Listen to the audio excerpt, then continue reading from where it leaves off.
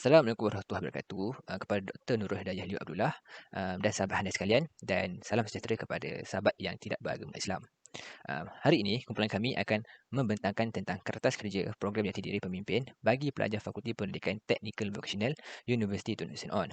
Sebelum saya memulakan pembentangan, izinkan saya memperkenalkan ahli kumpulan saya. Saya selaku ketua kumpulan 11 iaitu Muhammad Alif Daniel bin Zaid Kamah, dan dibantu oleh 7 lagi rakan saya iaitu Muhammad Faris bin Fadil, Muhammad Faris Iskandar bin Muhammad Harmi, Nurul Huda binti Muhammad Syahrid, Nur Izzati binti Hasan, Ifah Izan binti Faisal, Firza Izzati binti Basri, dan Julainah binti Sabri. Saya akan menerangkan tentang pengenalan. Kepimpinan adalah satu proses di mana seseorang individu akan sedaya upaya ingin mempengaruhi sikap dan perlakuan ahli yang dipimpinnya. Pemimpin berfungsi sebagai memberi arah tuju, memberitahu apa yang ada di hadapan dan sentiasa memberi sokongan kepada orang di bawahnya. Selaku seorang mahasiswa yang berketerampilan tinggi, seseorang itu mestilah mempunyai keinginan untuk menjadi kuat dan sentiasa memajukan diri sendiri. Seseorang yang bergelar pemimpin mestilah mempunyai kefahaman yang mendalam tentang prinsip keperluan serta bidang tugasnya. Pemimpin haruslah mengimbangi di antara tugasan kepimpinan dan tugasan akademik. Program-program seperti ini dapat memberi peluang kepada mahasiswa-mahasiswa bagi melontarkan pendapat dan buah fikiran bagi membincangkan permasalahan yang datang. Assalamualaikum, saya Muhammad Faris bin Fadil, nombor metrik DB190132. Program jati diri ini merupakan program yang dicadangkan oleh pelajar dari Fakulti Pendidikan Teknikal dan Vocational. Ianya disertai oleh mahasiswa yang disasarkan berhadapan dengan membentuk jati diri yang menjurus kepada pemimpin yang baik, dan ia untuk memberikan pengalaman dan ilmu pengetahuan serta dorongan dalam perjalanan menjadi pemimpin yang berkaliber untuk menjalani kehidupan di alam dewasa. Akhir sekali, ianya untuk memberikan motivasi kepada para pelajar menanam minat serta keberanian bagi menceburi diri dalam dunia sebenar.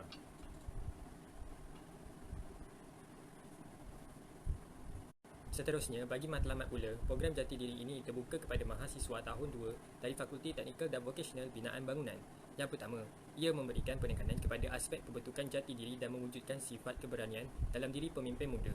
Kedua, program-program begini akan mendedahkan mahasiswa kepada kemahiran berorganisasi, mengurus dan berkomunikasi. Ketiga, program ini akan memberikan motivasi dalam diri mahasiswa untuk terus bersemangat dan tidak putus asa. Itu sahaja daripada saya. Saya mempersilakan rakan saya Faris Iskandar untuk meneruskan pembentangan. Terima kasih. Terdapat beberapa objektif program. Yang pertama, meningkatkan keyakinan diri. Peserta yang mengikuti program akan lebih berkeyakinan diri apabila berhadapan dengan masyarakat luar. Yang kedua, membentuk sikap bertanggungjawab. Peserta akan didedahkan dengan nilai tanggungjawab dan amanah. Bersedia menjadi seorang pemimpin yang berakhlak mulia. Yang ketiga, meningkatkan kemahiran dan kreativiti. Ia akan melatih peserta untuk mengetahui lebih mendalam tentang potensi diri dalam sesuatu kemahiran dan memupuk pemikiran yang lebih kreatif. Seterusnya, yang keempat, pembentukan peribadi mulia. Peserta akan dibentuk untuk lebih berdikari dan menjadi pemimpin yang lebih berkualiti. Yang kelima, iaitu yang terakhir sekali, meningkatkan nilai jati diri. Ia akan membentuk jati diri yang seimbang dari segi jasmani, rohani, emosi dan intelek. Program ini akan diadakan pada 21 November sehingga 23 November 2021. Ia akan bermula pada jam 11 pagi, hari Khamis hingga 2 petang, hari Sabtu. Ia akan diadakan di Universiti Tun Hussein On Malaysia, kampus Parit Raja, Batu Pahat, Johor. Program ini akan disertai oleh pelajar UTHF Fakulti Pendidikan Teknikal dan Vocational tahun 2 dan 3. Pada awalnya, kami merancang untuk memilih pelajar tahun akhir. Namun, kami akur kerana kebanyakan daripada mereka sibuk dengan projek Sarjana Muda PSM. Assalamualaikum warahmatullahi wabarakatuh. Nama saya Nurul Huda binti Muhammad Syahrid. Nombor menteri DB190141. Saya akan membentangkan tentang jawatan kuasa program. Bagi pengurusi program, Muhammad Alif Daniel bin Zulkaman, dan naib pengurusi program iaitu Juliana binti Sabri. Seterusnya, setiausaha program iaitu Firza Izzati binti Basri. Ahli jawatan seterusnya yang dipertanggungjawabkan sebagai bendahari program iaitu Nur Izzati bin Hasan, dan saya sebagai Ketua Biro dan Disiplin Pelajar iaitu Nurul Huda binti Muhammad Syahrid. Seterusnya, Ketua Biro Jamuan dan Kebersihan iaitu Ifah Izian binti Faizal. Bagi jawatan kuasa program yang kedua terakhir iaitu Ketua Biro Kerohanian Muhammad Faris Iskandar binti Muhammad Harmai, Dan terakhirnya Ketua Biro Persiapan dan Teknikal iaitu Muhammad Faris bin Fadli. Manual Jawatankuasa. Manual Jawatankuasa merupakan penerangan akan tanggungjawab yang disandang oleh setiap jawatankuasa di dalam carta organisasi. Pertamanya ialah pengerusi. Pengerusi merancang dan memantau semua aktiviti kelab, menyelaraskan semua aktiviti kelab, mengadakan mesyuarat dari semasa ke semasa. Seterusnya naib pengerusi. Sebagai orang kanan pengurus dan bertanggungjawab menjalankan tugas pengurusi sekiranya ketiadaan pengurusi, mengawasi dan merancang perjalanan biro-biro di bawahannya. Di dalam slide ini menunjukkan pengurusi merupakan, pengurusi itu boleh tutup, stop.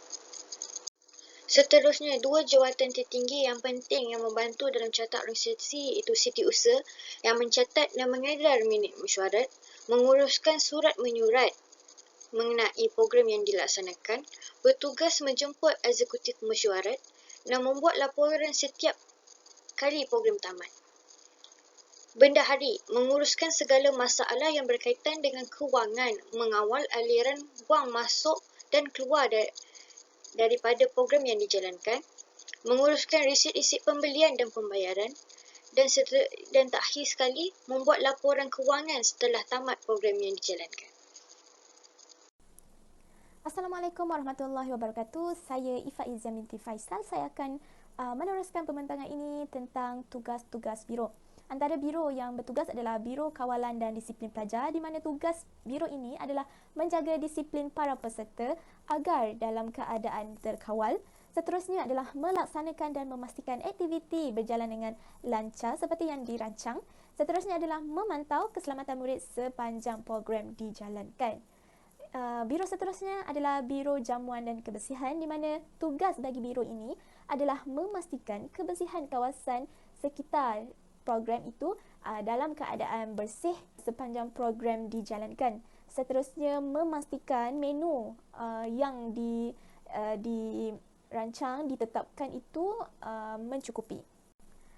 Seterusnya adalah Biro Kerohanian. Tugas bagi biro ini adalah membaca doa majlis seperti pembukaan bagi majlis ini berlangsung. Seterusnya adalah bertanggungjawab memastikan pelajar menunaikan solat pada waktunya. Seterusnya memastikan surau dalam keadaan teratur dan selesa untuk menunaikan solat. Seterusnya pengacara majlis. Pengacara majlis tugasnya adalah menjadi juru acara semasa majlis perasmian dan penutup berlangsung. Jamuan VVIP dan pelajar, di mana perlu melantik beberapa orang untuk menjadi serv bagi menguruskan persiapan tempat jamuan, memastikan VVIP, pensyarah dan pelajar mendapat makanan yang secukupnya serta menjaga kebersihan di tempat jamuan yang telah ditetapkan.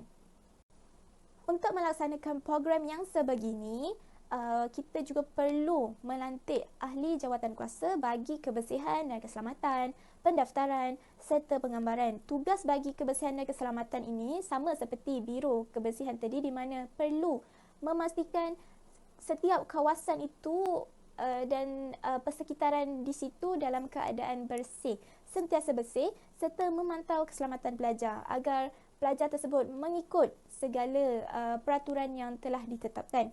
Seterusnya adalah pendaftaran, di mana seseorang itu perlu menyediakan borang kehadiran. Borang kehadiran kepada peserta pada hari yang pertama. Seterusnya adalah mencatat dan mengambil kehadiran pelajar. Terima kasih saya ucapkan kepada rakan saya. Jadi pada bahagian ini saya akan menerangkan mengenai tentatif program, di mana ianya berlangsung selama 3 hari 2 malam, iaitu bermula pada hari Rabu, Khamis dan diakhiri dengan hari Jumaat. Jadi sepanjang 3 hari 2 malam ini terdapat 4 slot dan 4 LDK yang akan diadakan. Pada hari Rabu kita mempunyai slot pertama dan slot kedua, LDK 1 dan LDK 2. Di mana slot pertama adalah ice breaking yang merupakan sesi suar kenal antara peserta dan pengasas program. Untuk LDK pertama adalah cari dan pasang, di mana aktiviti ini dapat menggalakkan setiap peserta bergaul dan berkenalan antara satu sama lain. Untuk slot yang kedua merupakan pemimpin dan kepimpinan, yang di mana ianya akan menerangkan apa itu pemimpin dan apa itu kepimpinan agar para peserta lebih memahaminya. Untuk LDK yang kedua adalah telefon rosak, di mana aktiviti ini dapat melatih sifat peka dalam diri peserta. Pada hari Khamis pula, terdapat lagi dua slot iaitu slot 3 dan slot 4, LDK 3 dan LDK 4. Okey, di mana slot 3 adalah pengurusan kepimpinan. Dalam slot ini, ianya akan memberi pengisian di mana bagaimana seseorang pemimpin ingin mengurus sesuatu organisasi. Dan untuk LDK ketiga adalah rock climbing and explorer. Saya pasti ramai yang suka LDK ini. Jadi di sini, ianya dapat meningkatkan kecerdasan fizikal dan mental para peserta agar mereka lebih berfikiran terbuka.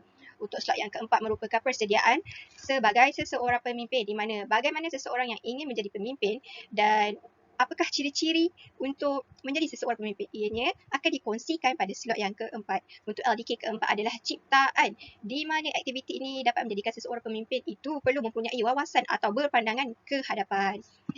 Itu sahaja daripada saya. Terima kasih. Untuk yang terakhir pada hari Jumaat, ianya akan bermula seawal 4 pagi dan diakhiri dengan 10.30 pagi, di mana pada hari Jumaat ini merupakan majlis perasmian penutup.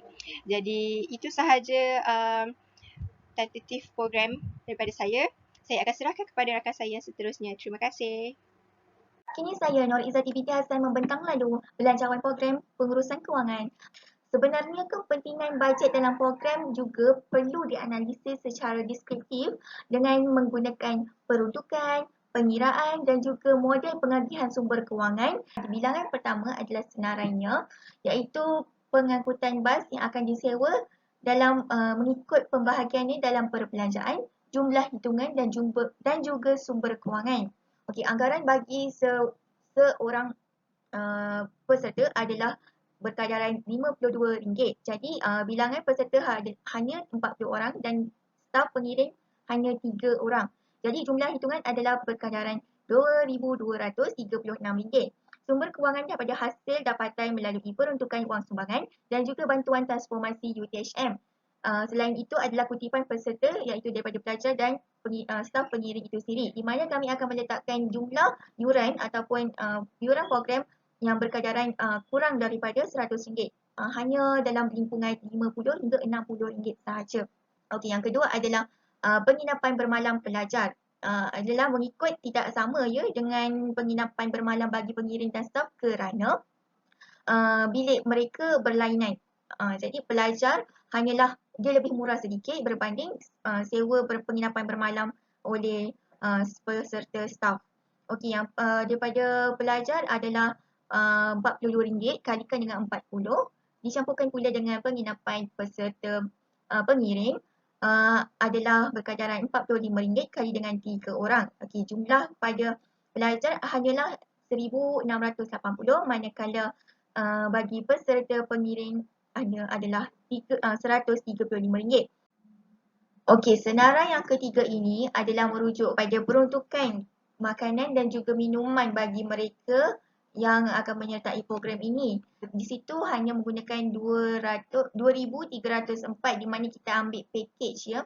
Sepatutnya untuk perkadaran sehari harga mengikut menu sebabkan kita mengadakan program yang besar. Jadi kita mengambil package selama 3 hari 2 malam. Ini juga adalah hasil sumber kewangan daripada kutipan peserta.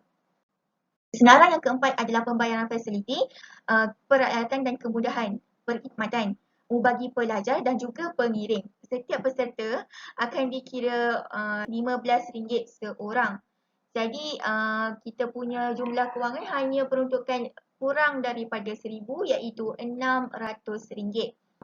Yang kelima adalah melalui senarai pengeluaran untuk kita menjemput penceramah luar ataupun orang yang lebih berpengalaman untuk mengolah kita punya program dan kita akan bayar untuk 4 slot. Satu slot adalah beranggaran hanya RM100. Sumber kewangannya adalah kita daripada peruntukan wang sumbangan dan juga bantuan transformasi UTHM. Okey, pada slide yang berikutnya adalah senarai yang ke-6 iaitu sagu hati. Kita akan berikan kepada beberapa kategori iaitu kita akan berikan juga kepada penceramah, peserta kategori aktif dan terbaik. Ini adalah seperti anugerah sepanjang program berlangsung dan kita akan melihat ataupun menilai mana-mana peserta yang akan bergiat aktif sepanjang program berlangsung. Dan yang ketiga adalah sagu hati kepada pengiring ataupun staf. Kita bagikan kepada beberapa hadiah iaitu kita akan menyediakan sebanyak 10 item hadiah yang berkadaran anggaran setiap item hanyalah RM15. Jumlah anggaran daripada hadiah sagu hati adalah hanya menggunakan RM150 sahaja. Sumber kewangan adalah peruntukan wang sumbangan dan juga bantuan transformasi UTHM serta kutipan hasil kewangan daripada iuran peserta. Dan yang terakhir sekali adalah 7 iaitu kita akan membeli banner ataupun banting perasmian program yang besar dan hanya menggunakan satu sahaja. Apabila kita menggunakan satu sahaja jadi tak perlu keluarkan duit yang banyak. Jadi kita menggunakan hanya dalam yang sama iaitu RM110 juga menggunakan sumber kewangan, peruntukan wang sumbangan dan bantuan transformasi UTHM serta kutipan peserta daripada pelajar dan juga staf pengiring. Jadi jumlah keseluruhan berkadaran anggaran hanya RM7,615 kurang daripada RM10,000. Okey, kita permulaan sekali kita akan mengeluarkan surat daripada pihak setiausaha ataupun setiausaha program yang akan mengeluarkan surat untuk mencari sumbangan daripada seluruh mana-mana agensi ataupun syarikat lah. Berikutnya saya serahkan kepada kawan saya untuk meneruskan pembentangan. Berikut adalah senarai nama pelajar yang akan menyertai program Jati Diri Pemimpin kami pada kali ini. Ramai 40 orang peserta yang akan menyertai program kami pada kali ini yang terdiri daripada pelajar tahun 2 dan pelajar tahun 3 bagi Fakulti Pendidikan Teknikal Vocational. Program Jati Diri Pemimpin Muda ini adalah program pelajar yang ingin menaikkan semangat dan wawasan mahasiswa untuk lebih yakin dan berkaliber dalam memupuk sifat kepimpinan yang tinggi. Kerjasama dan komitmen dari semua pihak amat dititik beratkan bagi menjayakan program Jati Diri ini agar mencapai objektif dan matlamat yang disasarkan demi kebaikan dan mahasiswa memperoleh pengalaman dalam menjadi pemimpin yang baik. Semoga apa yang dirancang dapat dilaksanakan dengan lancar dan memberi impak yang positif kepada semua pihak. Akhir kata, kami merakamkan setinggi-tinggi penghargaan kepada semua pihak yang terlibat sama ada secara langsung atau tidak langsung dalam menjayakan program ini. Assalamualaikum warahmatullahi wabarakatuh. Nama saya Joanna binti Sabri, nombor matrik DB190134. Saya akan menerangkan tentang cartagan minggu pertama. Aktiviti yang dilakukan ialah mesyuarat ahli jawatankuasa, penubuhan ahli jawatankuasa dan perancangan awal program. Untuk minggu kedua, aktiviti yang dilakukan ialah pemilihan tarikh, masa dan tempat, pemilihan peserta yang terlibat dan senarai akhir nama peserta yang akan terlibat. Minggu ketiga dan minggu keempat ialah perancangan tentatif program. Minggu kelima, anggaran perbelanjaan dan senarai penceramah yang terlibat. Minggu keenam, tentatif penuh program. Minggu ketujuh, penyediaan kertas kerja dan semakan kertas kerja. Minggu ke-8 dan minggu ke-9 ialah lulusan daripada universiti. Minggu ke-10, taklimat ringkas kepada peserta, pelaksanaan program dan penilaian kepada program. Slide ini menunjukkan gambar mesyuarat program. Kami telah melakukan 4 kali mesyuarat bersama, 2 kali di dalam Google Meet, sekali di dalam Zoom dan selebihnya menggunakan WhatsApp. Kesimpulannya, apa yang dapat kami simpulkan adalah melalui pembuatan kertas kerja ini, kami dapat tahu bagaimana cara-cara atau proses-proses untuk membuat sesebuah kertas kerja itu. Selain itu, kami juga tahu bagaimana cara untuk menyusun tentatif sesebuah jadual atau program. Dan akhir sekali, kami dapat tahu bagaimana untuk mencipta sebuah gancat yang efektif. Setakat itu saja persembahan daripada kumpulan kami. Terima kasih. Assalamualaikum.